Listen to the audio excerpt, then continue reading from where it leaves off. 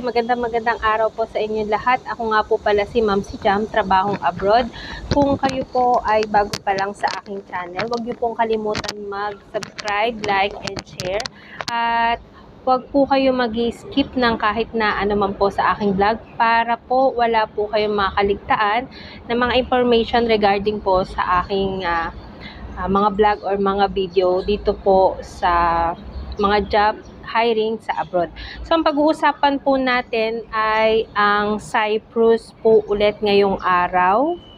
So, kung kayo po ay interesado maging domestic helper sa bansang Cyprus, ito pong video ay para sa inyo. So, hindi na po ako magpapaligoy-ligoy pa.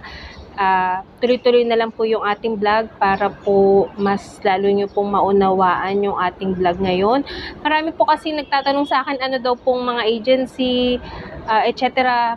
Na-vlog ko na po, kailangan nyo lang po tapusin at wag po kayo mag-i-skip ng kahit na ano. Kaya ako po hina-heart na lang kasi paulit-ulit. Halata pong hindi po tinatapos yung aking vlog. So kayo na po may problema doon. Ano po, marami na po kasing nakakaalis na nanonood po talaga tinatapos po nila yung aking vlog at hindi po sila nag-skip ng kahit na ano. Marami pong nakakapag-apply na at nakakaalis na. Kahit nung 4 years ago pa po hanggang till this year po, meron na rin pong mga nakakaalis sa hindi na po sila nag-skip talaga. So marami kasi nagtatanong na paulit-ulit na lang. So na-vlog ko naman na po yung mga information anong agency, sinusulat ko na nga po sa baba ng aking vlog. So yun po kaya hina-heart ko na lang po. So sana po maunawaan ninyo kasi pag paulit-ulit halata po hindi po tinatapos yung aking vlog, and then unfair po sa iba na talagang nanonood at tinatapos at nakikinig at sinusulat nila yung mga agency talaga. So yun po, hindi ko na po kailangan pagka-interesan pa po yung replyan yung mga ganun kasi wala pong tiyaga iyon sa simpleng 8 minutes to 11 minutes or 12 minutes lang na aking vlog, hindi nyo pa po tinatapos. So unfair po sa iba na tinatapos at nakikinig po. Ano po? So yun po. So pag-uusapan po natin ngayon ay domestic helper sa bansang Cyprus.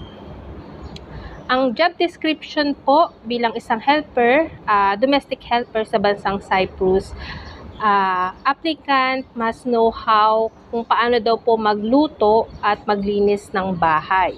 So, yun po talaga yung main na maglinis ng bahay, magluto, mag-alaga ng bata. So, yun po talaga yung pinaka-assignment or trabaho po ng mga domestic helpers sa abroad. And then, able to provide care for children at home and in school. So, kung may mga anak naman po kayo, so alam niyo na po yung ating bilang nanay, ano po yung mga assignment natin sa mga anak natin. So, ganun din po. Applicant must be hardworking and honest. So, kailangan po maging hardworking po kayo, masipag po kayo at honest po kayo sa employer, yung amo ninyo. So, qualification po ang kailangan nila, must have 1 year working experience required. Candidate must be at least high school graduate. So, kagandahan po dito sa Cyprus, kahit high school graduate po ay pwede na po kayong makaalis. So, bansang Europe po itong Cyprus, Candidate must be at least 24 years old pataas. So, depende sa iba kasing bansa, 18 years old.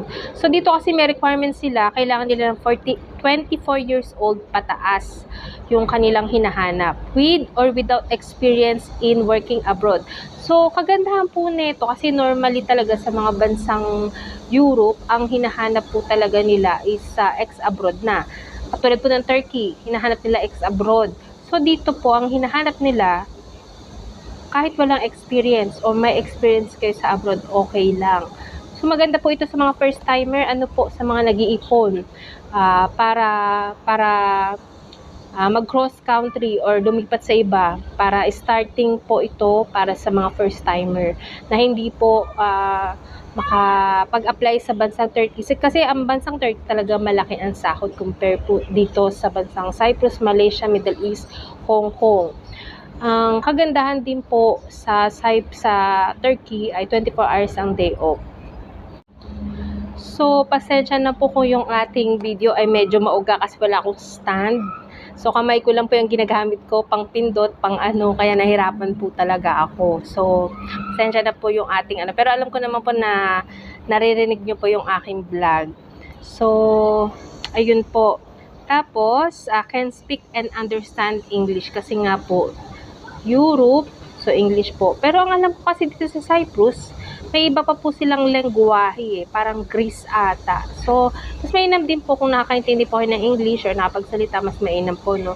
Bilang isang domestic helper sa abroad, required po talaga tayong nakakapagsalita ng English kasi yun yung talagang main na salita talaga sa buong, alam mo na, sa buong mundo talaga, English talaga para magkaintindihan tayo. So, kagandahan tipo dito, kung may placement fee ba, wala pong placement fee. So, pakisulat po yung ating agency. At alam ko, maraming excited dito. At maraming nagtatanong sa akin paulit-ulit. Kaya hina-heart ko na lang po kasi nilalagay ko naman po talaga sa vlog. So, ilalagay ko po dito sa baba ng aking video yung pinaka-agency na sasabihin ko po. Manila On Time Express Manpower INC. Yung kanilang sahod po bilang isang domestic helper, ang domestic helper po kasi dito sa Cyprus is babae lang po. Sad to say, wala po tayong domestic helper na lalaki. Babae lang po yung kailangan nila. So, ang sahod po dito is 400 to 450 euro. Hindi po Philippine peso, euro po. Magkano ba ang 400 to 450 euro? Convert sa Philippine peso. Ngayon po kasi nagkakahalaga siyang 25,000 to 28,000 Philippine peso monthly. Regarding po sa mga tanong about sa age limit, 24 years old pataas. Kung may mga katanungan po kayo sa medical, kung ano man po yung surgery, kasi may mga nagtatanong sa akin, hindi ko rin po talaga kayang sagutin kasi agency lang po, or sa medical lang po makakasagot yan. Mas better to agency po ninyo tanongin.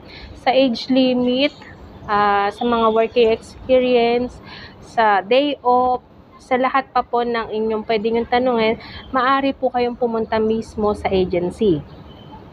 Yung kanilang address po ay Unit 13, Salud Building, 1711A, Linaw Street, Paco, Manila. So, yan po yung kanilang address.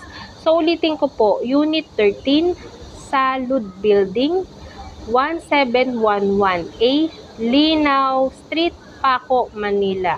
So, pwede nyo po itong puntahan. Bilang starting po sa mga first-timer, marami po talaga kasing mga first-timer na gusto rin mag-abroad talaga. So, para po makaipon po kayo, wag po muna kayo mag-umpisa sa mga matataas na alam nyo mapapagastos kayo. Pwede po kayong mag-Middle East muna, better to Singapore, Malaysia, or Hong Kong po. Marami kasing naghahanap din talaga. Kung gusto niyo po talaga Hong Kong at malaking sahod, kung gusto niyo po malaking sahod, mag-Hong Kong po kayo. Kasi kahit po first timer ay tinatanggap naman po dito. Ang sahod po dito, this year, tumaas po kasi 4,830. So, nasa 35 to 36,000. Out pa po doon yung day off. So, meron tayo 4 to 5 times, depende po sa buwan na, a week. So, once a week tayo may day off. So, depende kung ilang weeks ang meron sa month na yon. Minsan kasi may 5 weeks tayo, minsan 4 weeks lang, di ba? So, basta once a week may day off. Kapag pinag-duty kayo ni amo, pwede kayo, babayaran po kayo ni amo. So, kasi ako pag pinag-duty ako ng amo ko, humihigit din ng 40 to 43,000 ang monthly ko. Ayan po, sana po ay nakatulong po ako sa inyo regarding po sa mga naghahanap po ng trabaho dyan po sa Pilipinas. So, yun lamang po at maraming salamat.